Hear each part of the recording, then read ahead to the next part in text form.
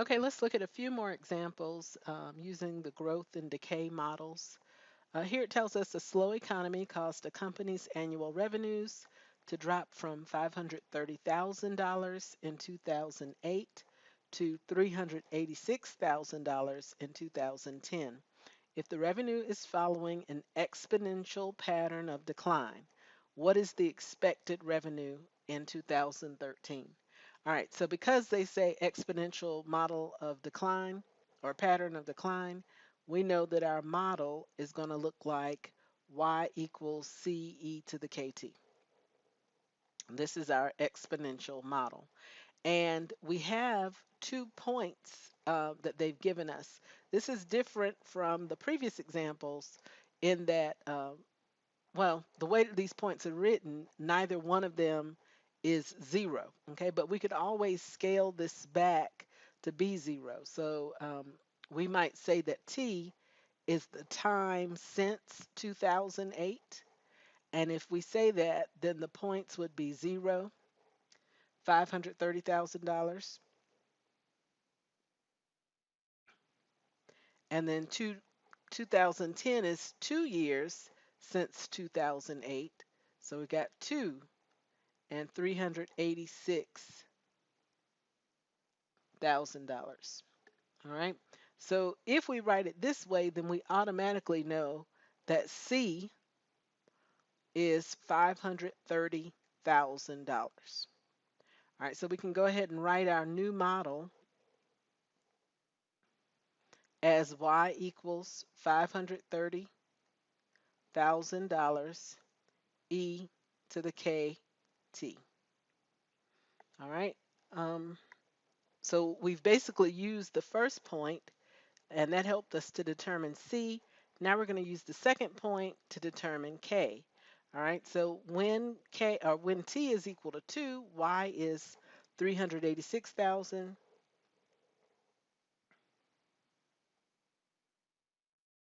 So I get 386,000 equals 530,000 e to the 2k. All right, of course, we can divide both sides by 530,000. Okay, and when we do, I'll just leave that as 386 over 530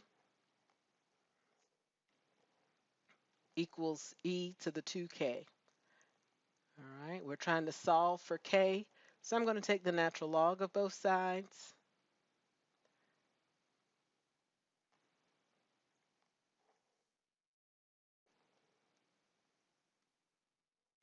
And finally, we get that k is equal to the natural log of 386 over 530 all over 2.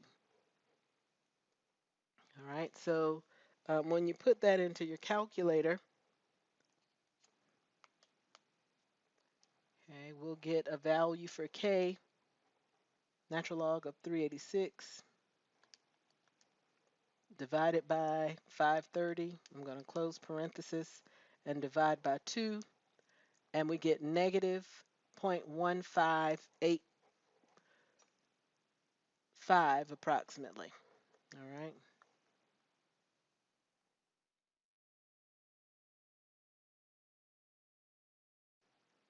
But I would store all of that in the calculator. Okay. So we've got a good model now. All right. We can say that our model is y equals 530,000 e to the negative 0.1585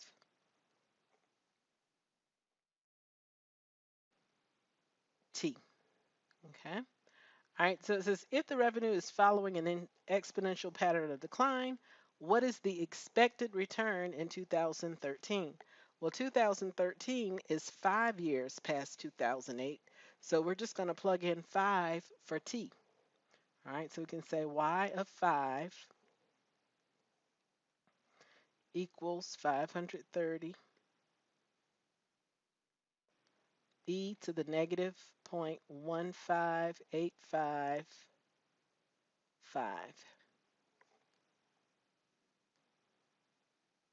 All right, and when you put that into your calculator, you should get that Y is approximately 239,913.16. Um, and this represents the expected revenue for 2013.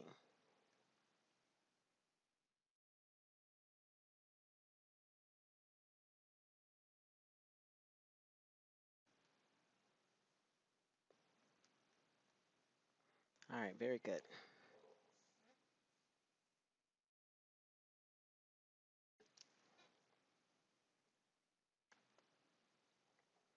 All right, in number five, we're basically doing the same thing. This one may be a little more interesting, so let's see what we have. It says, suppose a population of insects increases according to the law of exponential growth. If we hear that, we know we're talking about y equals c e to the kt.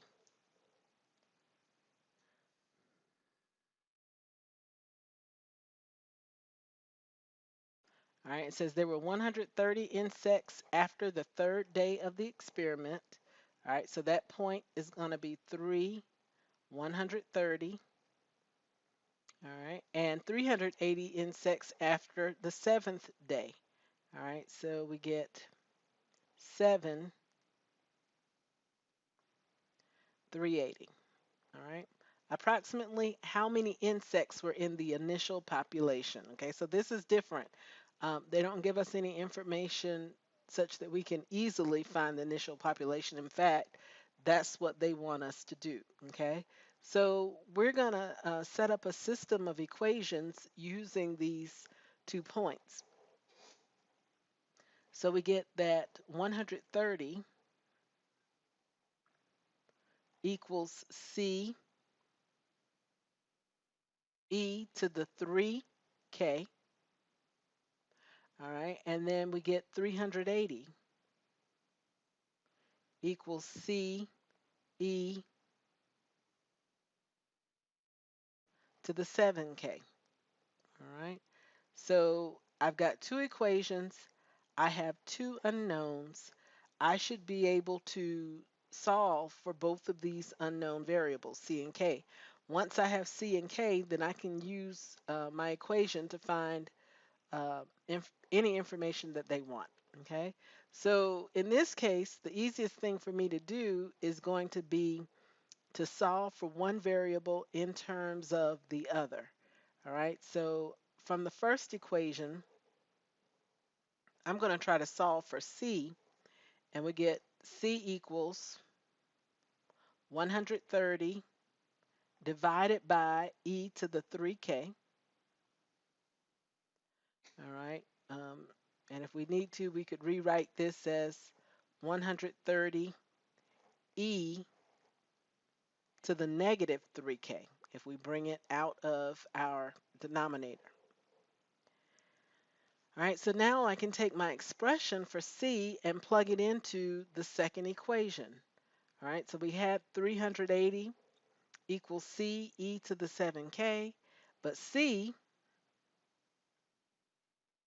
is 130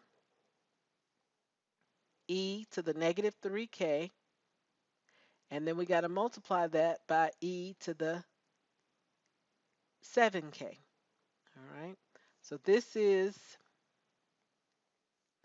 was our expression for C. Here is C, and I've plugged that expression in for C. That's negative 3k. All right, e to the negative 3k. All right, so when I simplify that,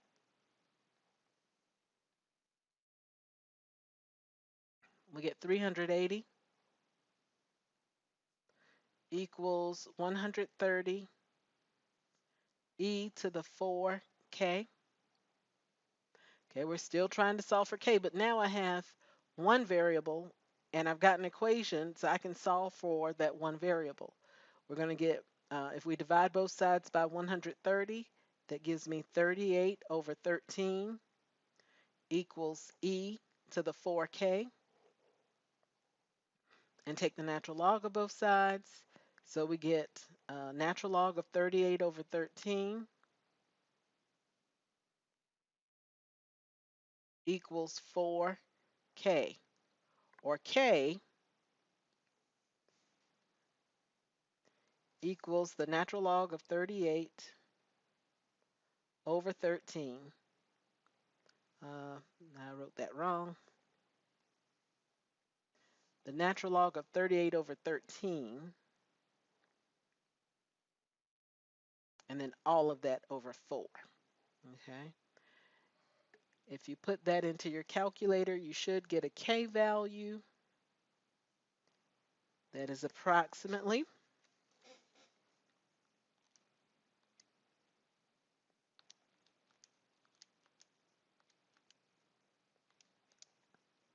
0.26816.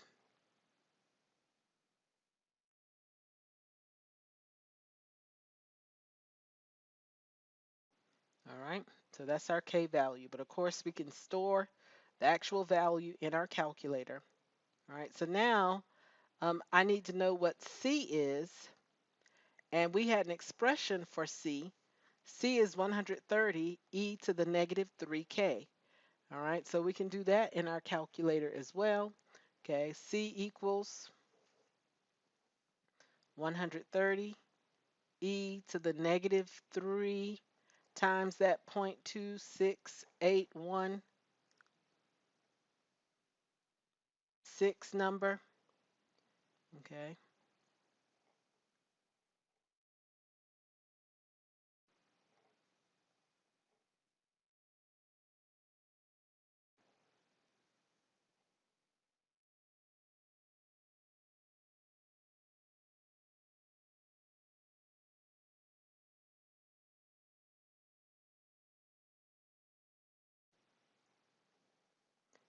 And so if you put that into your calculator,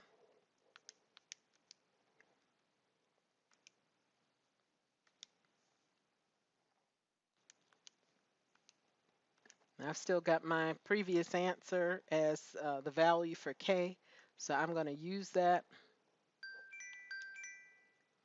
And we get 58.15 for C.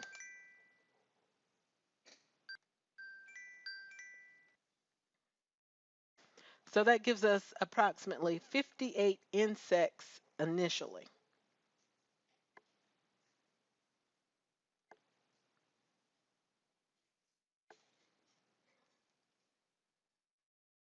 Okay, so our model looks like Y equals 58 E to the 0.26816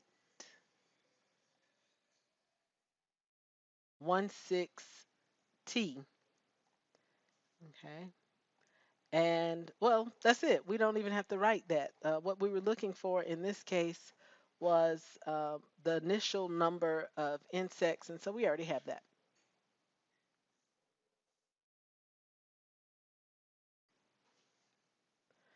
Okay, now let's talk a little bit about half-life. All right, so half-life is the amount of time that it takes a substance to decrease to half of its quantity. And when we talk about half-life, it doesn't matter how much you start with. If we say that the half-life is 10 years, then if I have a ton, in 10 years, I'm going to have half a ton. If I have a tablespoon, in 10 years, I will have half of a tablespoon. Okay, so half-life is a type of exponential decay. That's what they describe here, where we have A of t equals A sub 0 times e to the kt. All right, this is exactly the same as our C e to the kt model, but we commonly use A of t and A sub 0 in this type of problem. It wouldn't be wrong to use C, but this is a pretty standard form. Um, when we're talking about half-life, K is going to be less than 0 because the amount is going to be decaying. All right. And so we can very quickly find the half-life, if you can remember this formula, by using the natural log of 2 divided by K. All right, so let's see if we can work through this.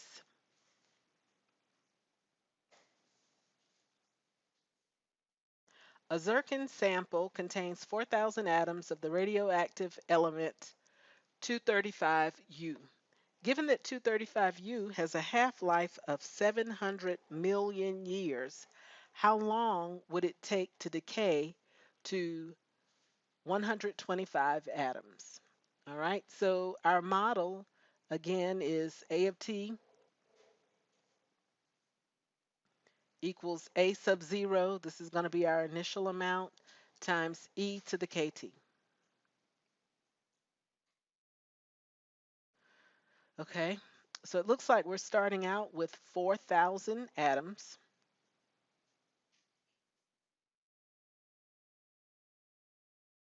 Okay, we need to try to figure out what K is. Um, but we know that if we work on this or let 700 million years pass, so T 700 million, or we'll write it as just 700. And remember that we've written time in the units of million of years.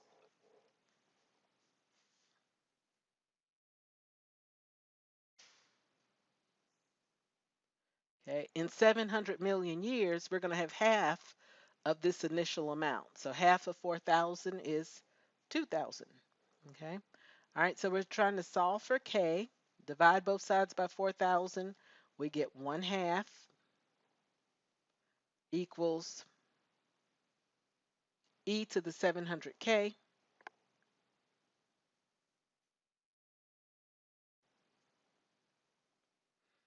All right, we take the natural log of both sides. So we got the natural log of 1/2 equals 700K.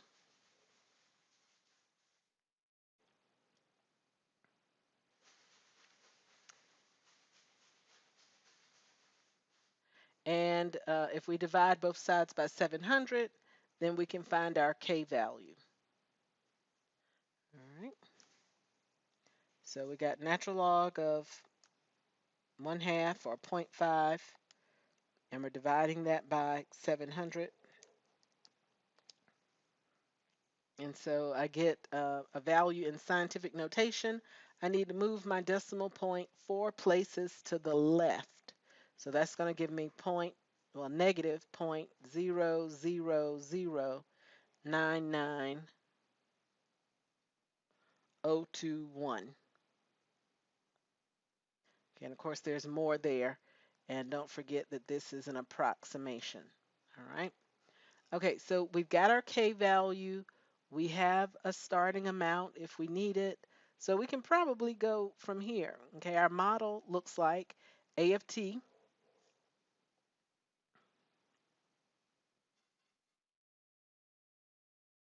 equals 4,000 E to the negative 0.00099. I'll do that. T. Of course, I'm going to use everything that I've got in my calculator, but we'll write out that much.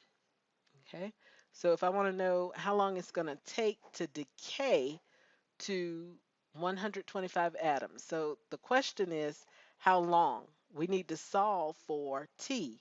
Okay, at the end of whatever that time period is, we only have 125 atoms.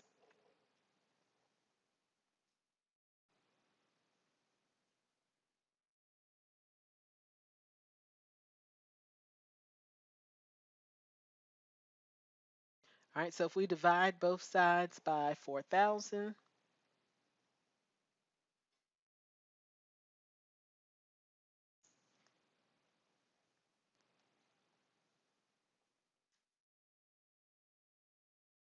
okay, and take the natural log of both sides, all right, if you'll forgive me, I'm just going to go ahead and write it here.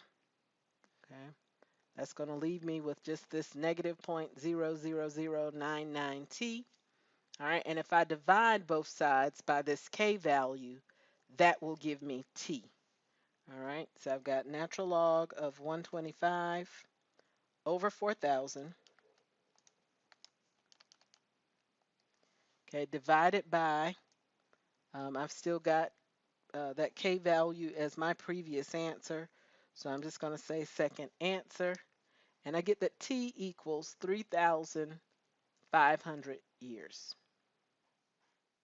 or 3,500 million years.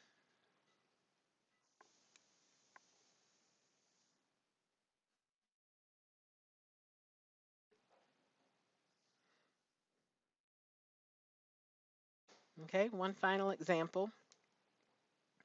A cup of hot chocolate placed on a table cools at a rate of dHdt equals negative zero point zero 0.05 H minus 75 degrees Fahrenheit per minute, where H represents the temperature of the hot chocolate and T is time in minutes. Okay, this is Newton's law of cooling. Okay, it says if the coffee was at 160 degrees Fahrenheit initially, what will its temperature be 10 minutes later? Okay, so when we look at this, they've given us a rate of change, right? And so we know that we can try to um, solve this. Okay, we've got dH dt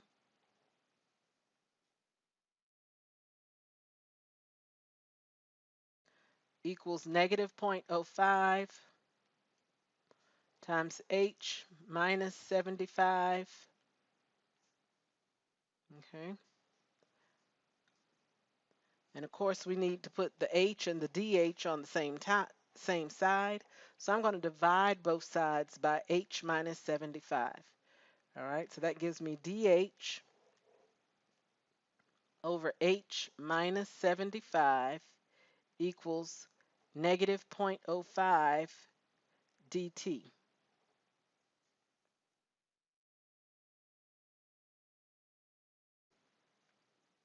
And we're going to integrate that. And this gives us the natural log. Well, if I integrate it up here,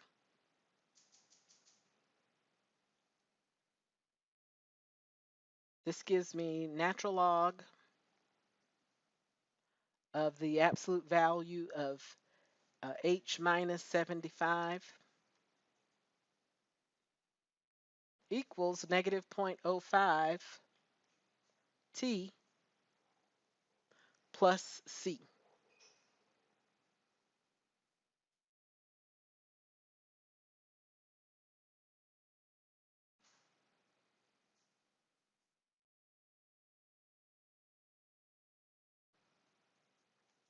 All right, so we need to figure out a couple of things.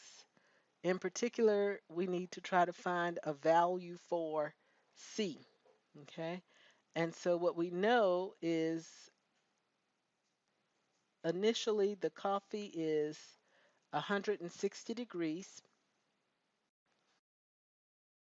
So we know C of 0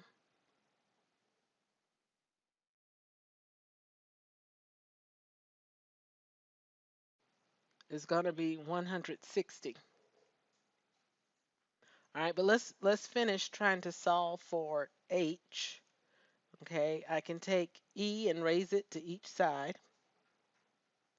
And when I do that, we get H minus 75 equals E to the negative zero point zero 0.05 T plus C. Okay, of course we know that this E to the C is going to be basically a constant. So we get H minus 75 equals some big constant. Okay, we can call it K or C2 or whatever times E to the negative zero point zero 0.05 T. Okay, and again, this is because I should have written this out probably more. This is E to the negative zero point zero 0.05 T times E to the C. And so this e to the c is the constant K, what we're calling the constant K. All right, so we can figure out that the temperature of this hot chocolate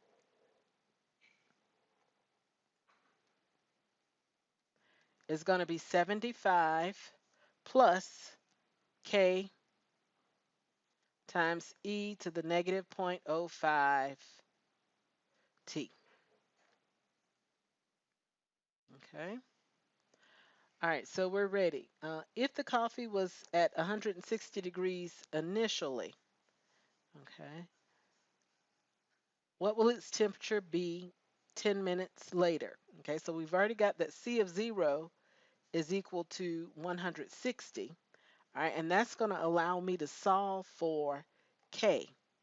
All right, so um,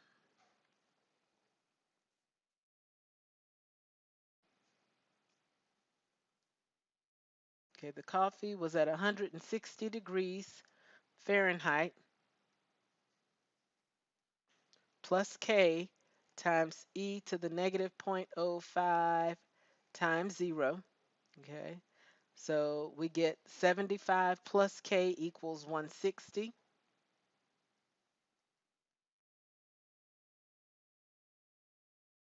Or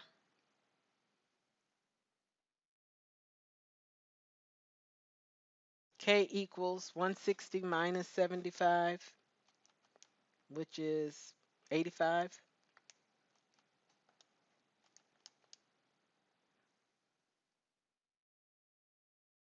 Okay, so that brings us to a better model. All right, we're looking at this as our model, but now we can put in the value for K.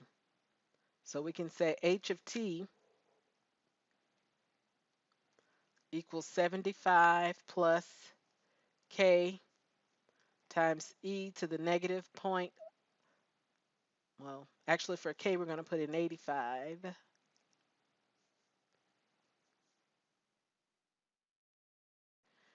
times e to the negative 0.05 T.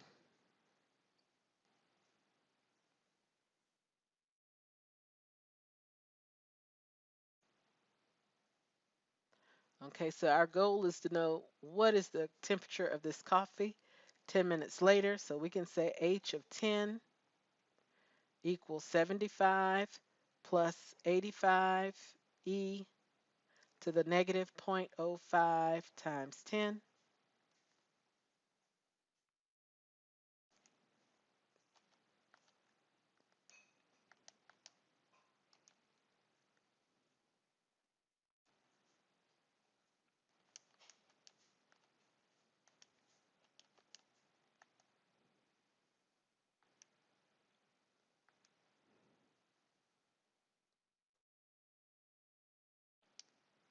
Okay, which gives us 126.5